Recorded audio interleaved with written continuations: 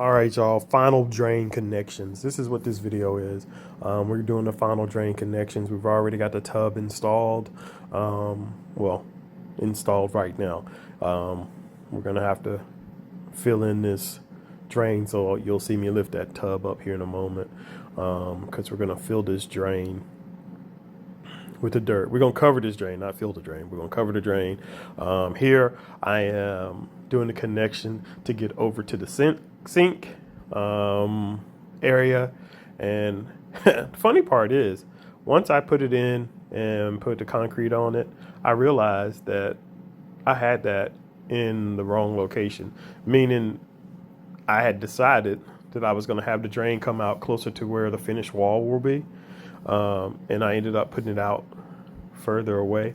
So after a little while, I don't even know if it's going to be in this video. I have to cut these videos up quite a bit to try to make them fit. But after I put it in and I'm cleaning up, you see all that dirt that's sitting on the mound of dirt that will not fit back in the hole because I got other stuff in there, obviously.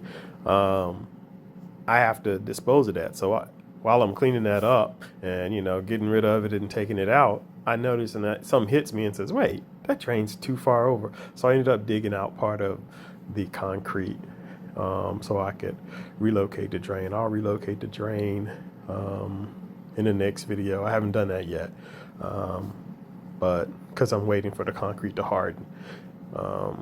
But here, putting in the final, checking to make sure. One of the things that I thought I showed on the video, and I haven't seen it yet. It must have gone so fast we couldn't even see it. But when you're trying to put these drains in, code says that they have to slope at either an eighth or a quarter. A quarter is usually the max slope that you need. And at first I was thinking, whatever, I'll just put it at a higher slope. It's not a big deal. But then after I did a little research and found out that if you put drains at a higher slope than a quarter, the water will move through so fast that any solids or hair or anything else that you need to flow out will not flow. It'll speed past it and it'll get stuck like in your P traps and sitting there, and you'll have backup issues a lot. So in your home, if you find that you have a lot of backup issues, you might have to check the slope of your drain, because your plumber is supposed to do it right. But did he? Who knows? If he's a licensed plumber, he should have done it right.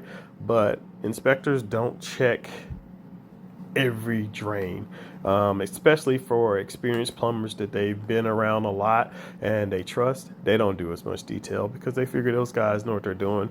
And honestly, you can tell the difference between a professional plumber and us DIYers and people who do it sometime.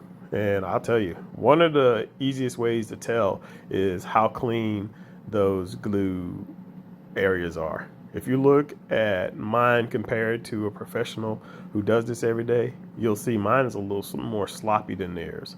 My glue is great, whatever, but I'll have drips and stuff that, I don't know. They just don't do it because they do it so often.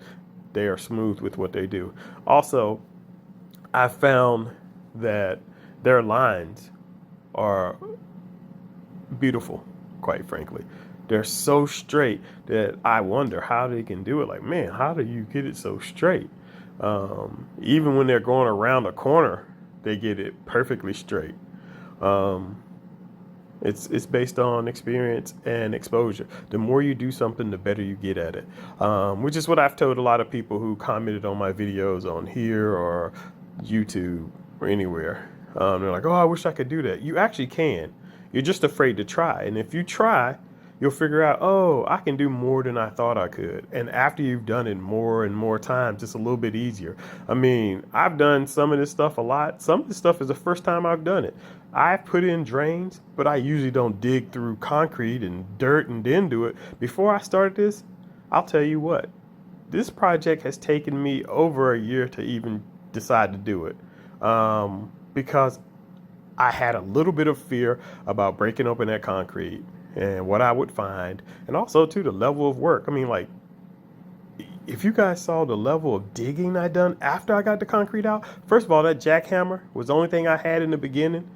It was a pain in the butt. But once you broke open and got through to the bottom layer, it was easy to break open stuff from there. But it was so random. I would get cracks all over the place. The game changer was the concrete saw. Literally, I can use that concrete saw and cut 2 lines and use jackhammer or excuse me, some kind of wedge and break off big chunks. And it made such a difference. The line stayed where I wanted them to stay. That was the game changer, the concrete saw. The combination of the two made a big difference because once you get through the concrete, the dirt at the bottom, sometimes it's clay or it's hard or it's a rock. If you got that jackhammer, you can get down in there and bust it open and then you can dig. It made a big difference. The combination of the two was a good one. So here, what I'm doing is filling dirt back in, covering up all the drain line, and over there is where the basin is. So I'm cleaning up that area because, it's going to be unfinished space once I put up the other wall. And so, I just wanted to be neat and, no dirt. At some point before all of this is said and done, I'm going to rent a concrete cleaner. I think they call it I call it an auto scrubber.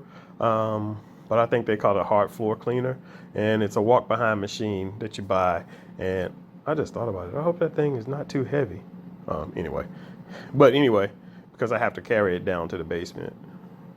And that's the reason why I said I hope it's not too heavy, but I'll get it there no matter what.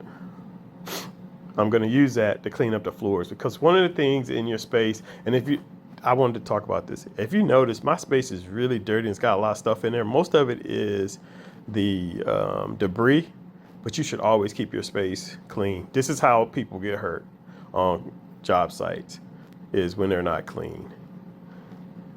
You step on nails, do all of that. But if you're sweeping up and cleaning up, and every job site should have broom clean every day, not once a week. But because it's mine and I'm the owner and the contractor, I'm not cleaning up like I'm supposed to. But I've also had some stupid things. Like I have on tennis shoes, which is another no-no on a job site. And I've stepped on nails while doing this project and just been lucky that they didn't go all the way through, or one went all the way through, but it totally missed my foot. Stupid stuff like that happens when you don't have a clean job site. So always clean up your job site. Now, what you see me do here now is I'm actually pouring the concrete dry. This is something I've seen on YouTube, and it's less messy. So I've already practiced with it over in that old basin that we took out. I used it dry and sprayed it. So what you do is you put the concrete where you want it, you do it dry. And one of the things I figured out too, which is that if you try to smooth it while it's dry, you can get a lot of the stones to go down and you don't have to worry about it as much. Now, I kept messing with this and I'm a little impatient, so I made some some issues for myself, but they were minor and I can solve them. What I have here is one of those sprayers that you use for weeds or, bugs, and you missed it. As you can see, if you look right there, there's a darker area from where I'm missing it, and then you go over to the light. And so what you do is you missed it.